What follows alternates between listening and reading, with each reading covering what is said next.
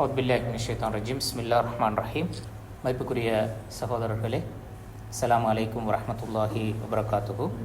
இந்த ப்ரெசன்டேஷனை பொறுத்தவரையில் உண்மையிலே தௌரு துஆத் ஃபி தவ்இயத்தில் ஜாலியாத், தங்களுடைய மக்களை வழிநடாத்துவதில் தாயிக்களின் வகிப்பாகம், அதாவது தாயிக்களின் பங்கு என்று சொல்வது தான் அதனுடைய மீனிங். இங்கே நான் எங்களுடைய தவா அனுபவங்களின் அடிப்படையில் உங்களோட ஷேர் பண்ண முடியுமான சில தாட்ஸை தான் இதுக்குள்ளால் கொண்டு வந்திருக்கிறது. அப்போ அது குர்ஆன் ஹதீஸினுடைய பின்புலத்தில் நின்று இந்த விஷயத்தை உங்களோட ஷேர் பண்ணி கொள்றதுக்கு தான் நான் மேக்ஸிமம் ட்ரை பண்ணுறேன். இந்த ப்ரெசன்டேஷனை பொறுத்தவரையில் இன்ஷா அல்லாஹ் இந்த கிளை தலைப்புகளில் இது பேசப்பட இருக்கின்றது. முதலாவது சிறந்த பிரஜையும் சிறந்த வெளிநாட்டு பிரஜையும் என்று சொல்கிறோம். ரெண்டாவது ஒரு பிரெயின் ஸ்டார்மிங் ஒன்று நாங்கள் செய்கிறதுக்கு யோசிக்கிறோம். ஒவ்வொரு ஜாலியாக்களை பொறுத்தவரையில் நீங்கள் உங்களோட ஒப்பீனியனை ஷேர் பண்ணுறதுக்கான ஒரு சந்தர்ப்பம், ஒரு சின்ன டைமை நாங்கள் எடுத்துக்கொள்வோம் அதுக்கு. அதாவது உங்களோட மிஷன் என்ன, இந்த நாட்டில் ஒர்க் பண்ணுற உங்களோட ரிசாலா என்ன, நீங்கள் என்ன செய்ய போகிறீங்க என்று சொல்கிறது சம்மந்தமாக.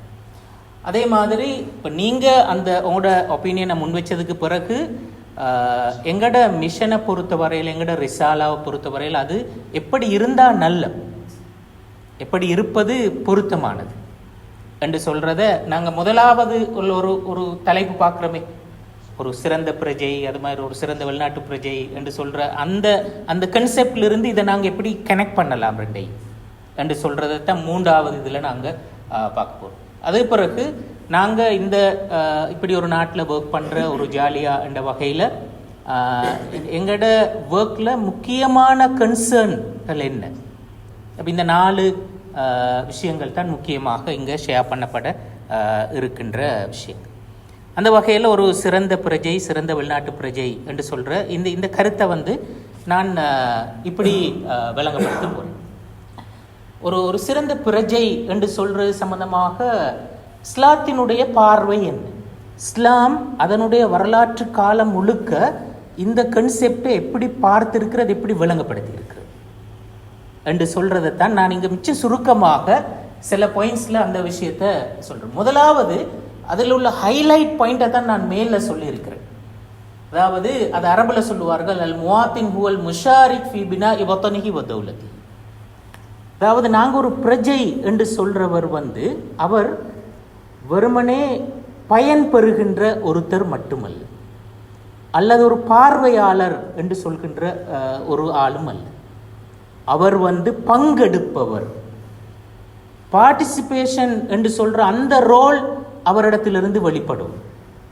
அதுதான் இந்த பிரஜை, முவாத்தின் என்று சொல்லி நாங்கள் அரபுல சொல்ற அந்த சொல்லுக்குரிய உள்ளார்ந்த அதோட ஹைலைட் மீனிங் அதுதான்.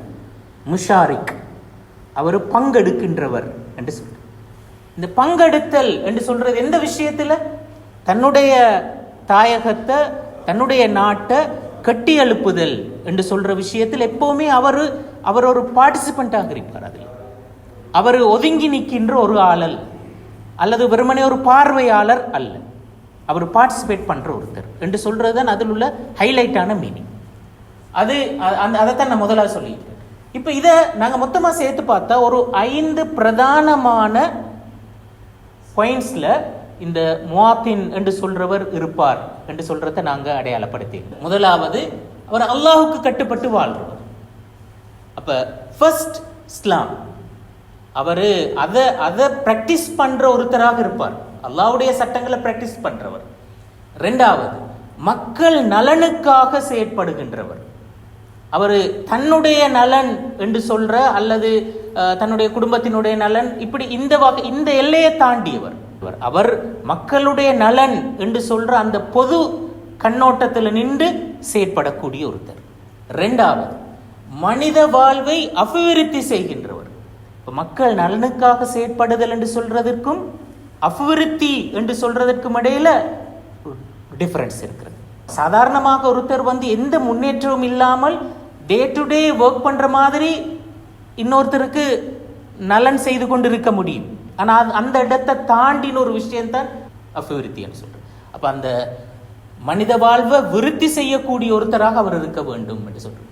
அடுத்து சட்டத்தை கடைபிடித்து வாழணும். இப்போ ஒரு அரசியல் ஒழுங்குன்னு சொன்னால் கண்டிப்பாக அங்கே ரூல்ஸ் அண்ட் ரெகுலேஷன்ஸ் இருக்கிறது.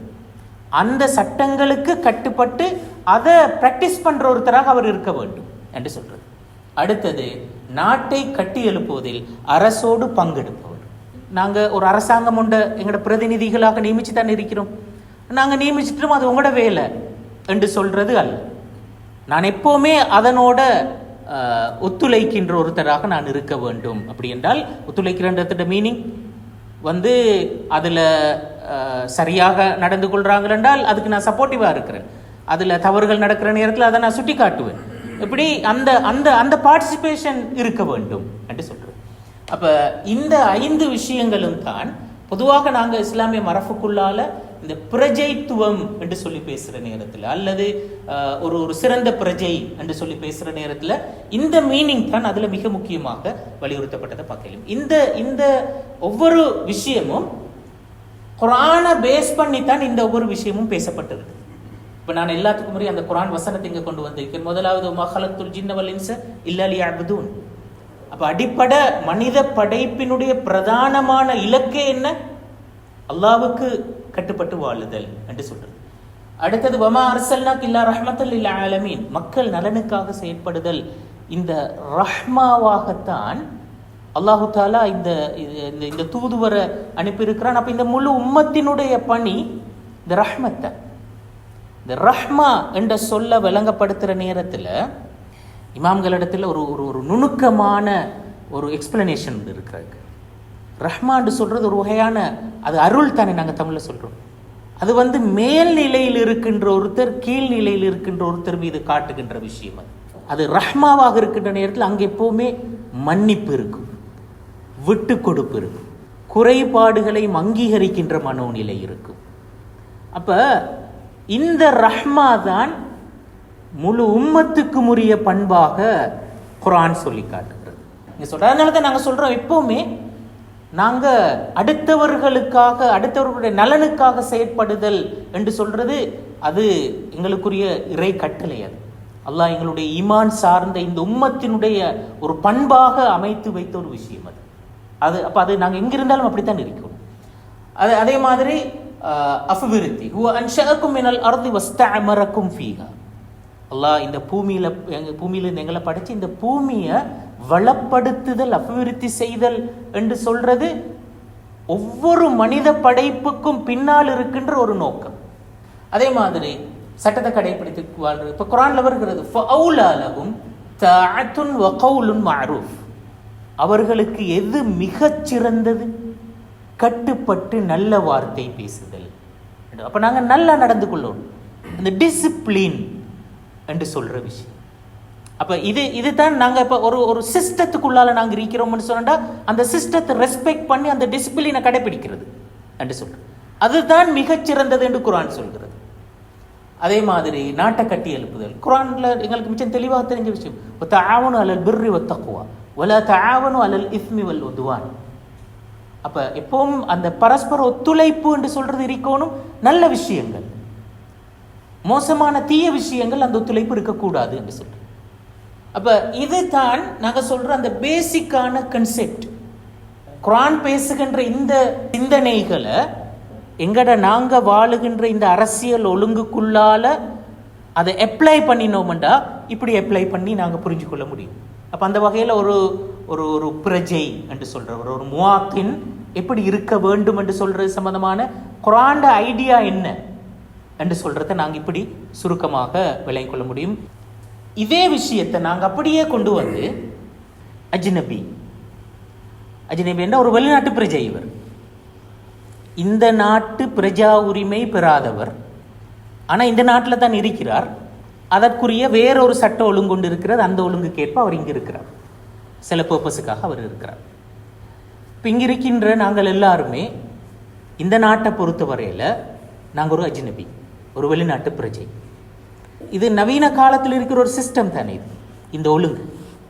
இது இஸ்லாமிய வரலாற்று காலப்பகுதியில் இந்த ஒழுங்கு இருந்திருக்கிறதா இல்லையா? இருந்திருக்கிறது. இப்போ அதாவது நீங்கள் சில வேளை இஸ்லாமிய அந்த வரலாற்றுகளில் படிச்சிருப்பீங்க. இப்போ முஹம்மது இப்னு ஹசன் ஷைபானி அவர் எழுதிய அஸ்ஸியருல் கபீர், அஸ்ஸியருல் அஸ்ஸகீர் என்று சொல்கின்ற நூல்கள் தான் உலக வரலாற்றில் சர்வதேச சட்டங்கள் பற்றி பேசப்பட்ட முதலாவது நூல். முகமது ஹசன் ஷைபான் இமாம் அபு ஹனீஃபாவினுடைய மாணவர், ஹிஜ்ரி 4ஆம் நூற்றாண்டில் வாழ்ந்தவர். அப்போ அவர் அந்த நேரத்தில் எழுதின அந்த புத்தகங்களில் இப்போ ஒரு நாட்டோட எல்லைகள், அதனுடைய சட்டங்கள், இன்னொரு நாட்டுக்கு போனால் அந்த இடத்துல சட்டங்கள் எப்படி அது மதிக்கப்படணும், எப்படி நடந்து கொள்ளணும், இந்த விஷயங்கள் எல்லாம் அப்பவே விவாதிக்கப்பட்டு இருக்கிறது இஸ்லாமிய சிந்தனை மரபுக்குள்ளால, சட்ட மரபுக்குள்ளால. அப்ப அதை நாங்கள் வாழ்ற இந்த உலக ஒழுங்குக்குள்ளால இந்த விஷயத்தை கொண்டு வந்து நாங்கள் அப்ளை பண்ணினோம்டா அதை குர்ஆன்ல இருந்து ஹதீஸ்ல இருந்து அதை நாங்கள் எப்படி அண்டர்ஸ்டாண்ட் பண்ணிக்கொள்ளோம். இதில் முதலாவது நான் இங்கே ரசூல் ஸல்லல்லாஹு அலைஹி வஸல்லம் அவர்கள் கேட்ட ஒரு துஆ, அந்த துவாவை கொண்டு வந்திருக்கிறேன். அந்த துவா தான் வெரி ஸ்பெசிஃபிக்காக எங்களுக்கு இந்த ஐடியாவை முதலாவது சொல்லுங்க. இந்த துவா எப்போ கேட்கப்பட்டது? சஹீஹ் புகாரில் பதிவு செய்யப்பட்டிருக்கிற ஒரு ஹதீஸ் இது. மக்காவிலிருந்து மதீனாவுக்கு ஹிஜ்ரத் போனாங்க தானே. ஹிஜ்ரத் போன ஆரம்ப ஏர்லி டேஸில் ஒரு தடவை அபூபக்கர் ரலியல்லாஹு அன்ஹு அவர்களும் பிலால் ரலியல்லாஹு அன்ஹு அவர்களும் அந்த மதீனாவில் பரவி இருந்த ஒரு காய்ச்சல், அந்த காய்ச்சலால் பீடிக்கப்பட்டு மிச்சம் கஷ்டப்பட்டாங்க 2 பேர். அது பொதுவாக மதீனாவில் அடிக்கடி பரவலாக இருக்கக்கூடிய ஒரு நோய், அது ஒரு தொற்று நோய் மாதிரி. அடிக்கடி நிறைய பேர் அந்த காய்ச்சலால் பீடிக்கப்படுவாங்க. மக்கால் அந்த பிரச்சனை இல்லை, அந்த காய்ச்சல் மக்கால் இல்லை. அப்போ இப்போ மக்காவிலிருந்து இவங்க ஒரு வகையில் துரத்தப்பட்டு வந்தாக்கள் தானே. இப்போ இந்த 2 பேரும் அந்த காய்ச்சல் இருக்கிற நேரத்தில் இப்போ அபூபக்கர் ரலியல்லாஹு அன்ஹு அவர்களை பார்க்கறதுக்கு அவரோட மகள் ஆயிஷா ரலியல்லாஹு அன்ஹா அவர்கள் போகிறாங்க. வைத்தா அபூபக்கர் ரலியல்லாஹு அன்ஹு உண்மையில காய்ச்சலால் மிச்சம் கஷ்டப்படுறாங்க. கஷ்டப்பட்டு அந்த கஷ்டத்தை ஒரு கவிதையாக அவர் சொல்கிறார். அந்த கஷ்டத்தை கவிதையாக சொல்கிறார். அப்படி சொல்கிற நேரத்தில் அவர் மக்காவில் இருந்திருந்தா நாங்கள் இந்த பிரச்சனை எங்களுக்கு வந்திக்காது, அங்கே அந்த எங்கட பூமியை விட்டு இங்கே வந்துட்டோமே, வந்ததனால தான் எங்களுக்கு இந்த பிரச்சனை என்ற கருத்தை துணிக்கின்ற வகையில் அவர் அந்த வார்த்தைகளை சொல்கிறார். அப்போ ஆயிஷா ரலியல்லாஹு அன்ஹா அவர்கள் ரசூலுல்லாஹ்விடத்தில் சொல்கிறாங்க, இந்த 2 பேரும் நிறைய கஷ்டப்படுறாங்க, இந்த அளவுக்கு பேசுகிறாங்க என்று சொல்லி அவங்க சொன்னதை ஆயிஷா ரலியல்லாஹு ரசூல் ஸல்லல்லாஹு அலைஹி வஸல்லம் அவர்கிட்ட சொல்கிறார். அந்த நேரம் தான் ரசூல் ஸல்லல்லாஹு அலைஹி வஸல்லம் அவர்கள் இந்த துஆவை கேட்கிறார். அல்லாஹும்ம ஹப்பிப் இலைனல் மதீனத கஹுப்பினா மக்கா அவ் அஷத். யா அல்லாஹ், மதீனாவை எங்களுக்கு விருப்பத்துக்குரியதாக ஆக்கிவை. நாங்கள் மக்காவை எந்த அளவுக்கு நேசிக்கின்றோமோ அது போல அல்லது அதை விட அதிகமாக. மதீனாவை அதை எல்லாத்தையும் சீராக்கி விடு, அதில் இருக்கிற எல்லா பிரச்சனைகளையும் சீராக்கி விடு. வபாரிக் லனா ஃபீ சாஇஹா வ முத்திஹா. அதாவது இன்னொரு வகையில் சொன்னா, இங்க இருக்கிற எங்கட அந்த பொருளாதாரத்தை சீர்படுத்தி விடு, அதுல பரக்கத்தை ஏற்படுத்தி விடு. அப்ப அந்த சா முத்து என்று சொல்றதெல்லாம் அளவீடுகள். இப்போ நாங்கள் கிலோகிராம், கிராம், அந்த மாதிரியான அளவுகள். அப்படி அந்த நிறை அந்த அளவீடுகளை குறிப்பிட்டு ரசூல சொல்றார். இதுல எல்லாத்துலயுமே பரக்கத்தை ஏற்படுத்திவை. அடுத்து சொல்றார், வன்குல் ஹும்மாஹா ஃபஜஅல்ஹா பில் ஜுஹ்ஃபா. அதாவது அங்க பரவி இருக்கிற ஒரு நோய் ஒன்று இருக்கிறது, அந்த நோயை மதீனாவிலிருந்து எடுத்து அது ஆள் நடமாட்டம் இல்லாத ஒரு ஒரு ஒரு கைவிடப்பட்ட பிரதேசம் ஜுஹ்ஃபா, அங்க போட்டு அங்கிருந்தா யாருக்கும் பாதிப்பு இல்லை, இங்க மக்கள் வாழ்ற இடம், இங்கிருந்தா பாதிப்பு. இந்த துஆ சொல்ற மெசேஜ் என்ன? அவங்க எல்லாருமே மக்காவிலிருந்து மக்கா தானே அவங்களோட தாயார், அவங்களோட நாடு மக்கா. இப்போ மக்கா விட்டு மதீனாவுக்கு வந்தது பிறகு மக்காவை நினைச்சு கவலைப்பட்டாங்க எல்லாரும்.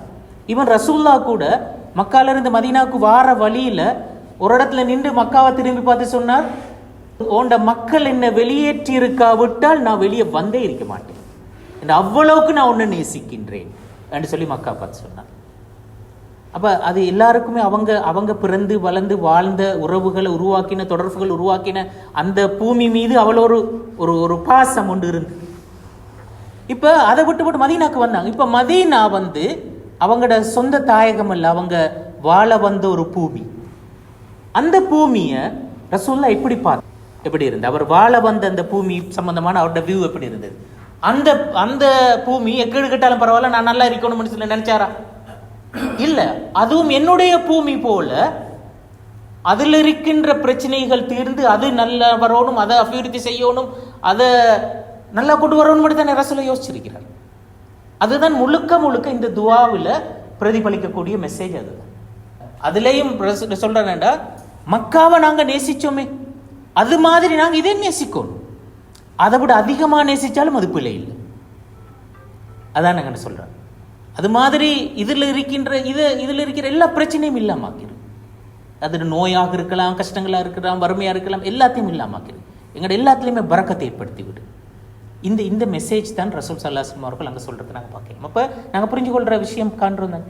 நாங்கள் வாழ வந்த பூமி சம்பந்தமான அந்த பார்வையை ரசூல் ஸல்லல்லாஹு அலைஹி வஸல்லம் அவர்கள் இந்த துஆவினூடாக முன்வைக்கிறார். இதுக்கு அப்பால இந்த முஸ்லீம்கள் பற்றியும் முஸ்லீம் உம்மத் பற்றியும் குர்ஆன் சொல்லுகின்ற சில ஜென்ரலான கன்செப்டுகளை பாருங்க. உம்மா ஹைரியான்னு சொல்வார்கள். நாங்க பயனுள்ள சமூகம். குந்தும் ஹைர உம்மத்தின் உஹ்ரிஜத் லின்னாஸ். ஹைர உம்மா, ரியல் மீனிங் என்ன? ஹைர், பயன், அடுத்தவருக்கு பிரயோசனம் அளிக்கக்கூடியவன் என்று சொல்றது. ஹைர உம்மா என்று சொன்னா அடுத்தவர்களுக்கு பயனளிக்கக்கூடிய சமூகம். அதுவும் சொன்னா உஹ்ரிஜத் லின்னாஸ், மக்களுக்காகத்தான் நீங்க படைக்கப்பட்டிருக்கிறீங்க, அடுத்தவர்களுக்காக. அப்ப நாங்க எப்பவுமே கொடுத்து கொண்டிருப்பவர்கள், பயன் அளித்து கொண்டிருப்பவர்கள் என்று சொல்ற. அதுதான் இந்த உம்மத்துக்குரிய அடையாளமாக சொன்ன. அது சம்பந்தமா இன்னொரு ஹதீஸும் வருகிற பாருங்க. மஸலு உம்மத்தி கல் மத்தர் லா யத்ரி அவ்வலுஹு கைர் அம் ஆஹிருஹு. என்னுடைய உம்மத்து இந்த மழை போன்றது. மழை பொழிகிறது மாதிரி இருக்கும். அதோட ஆரம்பம் நல்லதா கடைசி நல்லதான்றதை பற்றி எங்களுக்கு தெரியாது. மலையிட எந்த பகுதி நல்ல அது சொல்ல தெரியாது. அது போன்றுதான் இந்த உம்மத். அவருடைய ஆரம்ப காலப்பகுதி தான் நல்ல காலப்பகுதியா, கடைசி காலப்பகுதி தான் நல்ல, அது எங்களுக்கு தெரியாது. அப்போ அது மீனிங் என்னண்டா, ஹைர் எல்லா காலப்பகுதியிலையும் இருக்கு, எல்லா பரம்பரைகள்லையும் ஹைர் இருக்கிறது. அதே மாதிரி அடுத்து நாம் அருளானவர்கள். நாங்கள் ஏற்கனவே அந்த கருத்தை பார்த்தோம். வமா அர்சல்னாக இல்லா ரஹ்மத்துல் லில் ஆலமீன், அருள். அடுத்தது சிறந்த செயற்பாடு தான் எப்பவுமே எங்களிடத்தில் எதிர்பார்க்கிற விஷயம். நாங்கள் ஒரு வேலையை செஞ்சா அதை பெஸ்ட்டாக செய்யணும். இது அந்த சும்மா சாதாரணமாக இந்த மோட்டிவேஷன் தியரிகளில், மேனேஜ்மெண்ட் இந்த தியரிகளுக்குள்ளால தான் இது கூட பேசப்படுகிறது. ஒரு ஆஃபீஸ் கல்ச்சருக்குள்ளால் இது பேசப்படுகிறது. ஆனால் அதை தாண்டி ஒரு முஸ்லீமுடைய லைஃப் ஸ்டைலாக இஸ்லாம் இதை சொல்லி இருக்கிறது. ஒரு முஸ்லீமுடைய லைஃப் ஸ்டைல் இது. நாங்கள் ஏதோ செஞ்சுட்டு போகிறோம் என்று சொல்கிறது இல்லை. ஒரு விஷயத்தை செய்ய போகிற நேரத்தில் பெர்ஃபெக்டாக நாங்கள் அதை செய்யணும், பெஸ்ட்டாக செய்ய வேண்டும் என்று சொல்கிறோம். மிச்சம் தெளிவாக அது சம்பந்தமாக இப்போ குர்ஆன் ஐயுக்கும் அஹ்ஸனு அமலா, எங்களுக்கு வாழ்வையும் மரணத்தையும் ஏன் அல்லாஹு தஆலா படைத்திருக்கின்றான்? உங்களை யார் சிறந்த செயற்பாட்டாளர், மிகச்சிறந்த செயற்பாட்டாளர், மிக அழகிய செயற்பாட்டாளர். ஹசன் என்ற சொல்ல பயன்படுத்தவும் இல்லை, அஹ்சன் என்ற சொல்லத்தான் பயன்படுத்தி. அப்போ அந்த நாங்கள் ஒரு பெஸ்ட்டாக செய்ய வேண்டும் என்று சொல்றது எங்கள் லைஃப் ஸ்டைல். அதே மாதிரி இன்னல்லாஹ கதபல் இஹ்சான ஃபீ குல்லி ஷை. இஹ்சான் என்று சொல்றதும் அஹ்சன் என்று சொல்றாங்க. எல்லா விஷயத்திலையுமே இந்த நேர்த்தி, அழகு, ஒழுங்கு இதை அல்லாஹு தஆலா கடமையாக வச்சிருக்கிறார். அதான் இன்னல்லாஹ கதபல் இஹ்சான், கதபன்ற கடமையாக்கினார். அதே மாதிரி இன்னல்லாஹ யுஹிப்பு இதா அமில அஹதுக்கும் அமலன் அய்யுத்கினஹு, இத்கான், நேர்த்தி என்று சொல்லுவோம். அப்போ நாங்கள் எந்த வேலையை செஞ்சாலும் அந்த நேர்த்தி இருக்க வேண்டும். இது ஹதீஸ். அப்போ ஒரு முஸ்லீமுடைய லைஃப் ஸ்டைல் எப்படி இருக்கணும் என்று சொல்றது இது விளங்கப்படுத்துகிறது. உலக வரலாற்றில் பொதுவாக போய் பார்த்தா இஸ்லாம் அரபு தீபகற்பத்தை விட்டு வெளியில் போன சந்தர்ப்பங்கள், குறிப்பாக நாங்கள் இப்போ இந்த ஆசிய நாடுகளுக்கு இஸ்லாம் போன அந்த வரலாற்றை போய் பார்த்தால், இப்போ இலங்கைக்கு இஸ்லாம் வந்த வரலாறாக இருக்கலாம், இந்தியாவுக்கு வந்த வரலாறு, மலேசியா, இந்தோனேஷியா போன்ற இந்த ஏசியா பசிபிக் கண்ட்ரீஸுக்கு போன அந்த ஹிஸ்ட்ரியெல்லாம் நாங்கள் போய் பார்த்தா இந்த உண்மையை நாங்கள் உண்மையில் நல்லா காணிக்கிறோம். எந்த அளவு தூரம் அந்த நாடுகளுக்கு போய் அந்த நாட்டினுடைய நலனில் அக்கறையோடு அந்த முஸ்லீம்கள் இருந்திருக்கிறார்கள் என்று சொல்றது. அந்த நாட்டினுடைய இறைமைக்கு ஒரு நாளும் அச்சுறுத்தலாக இருந்தது இல்லை. அந்த நாட்டை அந்த நாட்டு மக்களோடு சேர்ந்து வளப்படுத்துகின்ற பணியில தான் அந்த உலக வரலாற்றில் முஸ்லீம்களுடைய பயணங்கள் இருந்திருக்கிறது. அப்ப அது இப்ப இலங்கையோட ஹிஸ்டரியில அது மிச்சம் தெளிவாக இருக்கிற ஒரு விஷயம். அந்த அந்த இப்ப அண்மையில கூட எங்களோட ஒரு சகோதரர் ஒரு புத்தகத்தை வெளியிட்டார். நினைவு தெரிந்த காலம் முதல் இலங்கையுடைய சுதந்திரம் வரையில முஸ்லீம்கள் இலங்கைக்கு செய்த அந்த பங்களிப்பு சம்பந்தமாக. அப்ப அந்த அதாவது கிறிஸ்துவுக்கு முன்னர் இருந்தே அரேபியர்களுடைய பாரசீகர்களுடைய வருகை, பிறகு அவங்க எப்படி இஸ்லாத்தை தழுவினார்கள், அதற்கு பிறகு முஸ்லீம்களாக இந்த நாட்டை கட்டியெழுப்புறத்தில் அவங்களுக்கு இருந்த கண்ட்ரிபியூஷன், இந்த நாட்டோட மன்னர்களுடைய எம்பசடர்ஸாக எப்படி அவங்க தொழிற்பட்டு இருக்கிறார்கள், வைத்தியர்களாக ஆசிரியர்களாக எப்படி தொழிற்பட்டு இருக்கிறார்கள் என்று சொல்ற அந்த அந்த ஹிஸ்டரி உண்மையிலே அது ஒரு ஒரு மிச்சம் ஒரு செழுமையான வரலாறு. அப்ப இது காட்டுறேன் என்றால் இந்த அண்டர்ஸ்டாண்டிங் தான் அதில் இருக்கின்ற மிக முக்கியமான விஷயம். இந்த அண்டர்ஸ்டாண்டிங் தான் நாங்க வாழ வந்த பூமி எதுவாக இருந்தாலும் அதுல நான் எப்படி என் பிஹேவியர் இருக்கும், இஸ்லாம் எனக்கு கற்றுத்தந்த அந்த வாழ்க்கை முறை என்ன, அதை நான் எப்படி பிராக்டிஸ் பண்ணணும் என்று சொல்ற அந்த அந்த ஐடியாவை தான் நாங்கள் அந்த முழு ஹிஸ்டரியிலையும் பார்க்க முடியும். அதுதான் நாங்கள் இதில் விளங்கி கொள்கிற விஷயம். அப்போ இதோட சமரி என்ன? நாங்கள் இந்த வெளிநாட்டு பிரஜை என்று சொன்ன இந்த குர்ஆன் ஹதீஸ்லிருந்து நாங்கள் விளங்க முற்பட்ட அந்த சிந்தனைகளோட சாராம்சம் என்ன என்றால், எந்த இடத்தில் வாழ்ந்தாலும் அந்த இடத்தையும் மக்களையும் நேசிப்பதும், அவர்களது நலனுக்காக செயற்படுவதும், அவர்களுக்கு பயனளிப்பதும், உயர் விளைவை எய்தும் வகையில் செயலாற்றுவதும் எங்களுடைய பணி. அப்ப இதை நாங்கள் அதை சாராம்சமா புரிஞ்சு. அப்ப நாங்க எங்க வாழ்றோம், எந்த பூமியில வாழ்றோம் என்று சொல்றது அல்ல முக்கியம். எங்க வாழ்ந்தாலும் என்ற நடத்தை எப்படி இருக்கிறது, நான் கொண்ட அந்த ஈமானினுடைய விளைவு எப்படி இருக்கிறது, இதுதான் வெரி இம்பார்ட்டன்ட். அப்ப அந்த அந்த நடத்தையை நாங்க பிரதிபலிக்கின்றோமா இல்லையா? இப்ப நாங்க நான் பிறந்து வளர்ந்த இடத்துக்கு மட்டும்தான் நான் விசுவாசமானவனா, அல்லது நான் வாழுகின்ற பகுதி எந்த பகுதியாக இருந்தாலும் நான் அந்த இடத்துக்கு விசுவாசமாக இருக்கின்றேனா இல்லையா? இதுதான் நாங்க புரிஞ்சு கொள்ள வேண்டிய மிக முக்கியமான. அப்ப நாங்க இப்ப பார்த்து இந்த கன்செப்டை அப்ளை பண்ணி பார்த்தோம் என்று சொன்னா, இப்ப நாங்க குவைட்ல தானே வாழ்றோம். இப்ப இந்த இடத்துல எங்களோட ரோல் என்ன? ஆஸ் அ முஸ்லிம், நான் ஒரு முஸ்லிம் என்ற வகையில் இங்க வாழ்ற நாங்க அப்ப நாங்க எப்படி வாழணும், எங்களோட அந்த பிஹேவியர்ஸ் எப்படி இருக்கும், எங்களோட தாட்ஸ் எப்படி இருக்கும், அந்த வகையில் எங்களோட ஆக்ஷன்ஸ் எப்படி வரணும் என்று சொல்றத நாங்க ஓரளவுக்கு ஒரு ஐடியாவை எடுக்கலுமா இருக்கிறதா இல்லையாண்டா எடுக்கலாம். நாங்க என்ன செய்யணும், எங்களோட தாட் ப்ராசஸ் எப்படி இருக்கணும், அது எந்த எல்லைகளை நோக்கி போகணும், எதுல போகக்கூடாது, எதுல போக வேண்டும் என்று சொல்ற ஒரு ஐடியாவுக்கு வர முடியுமா இருக்குன்னா முடியும்.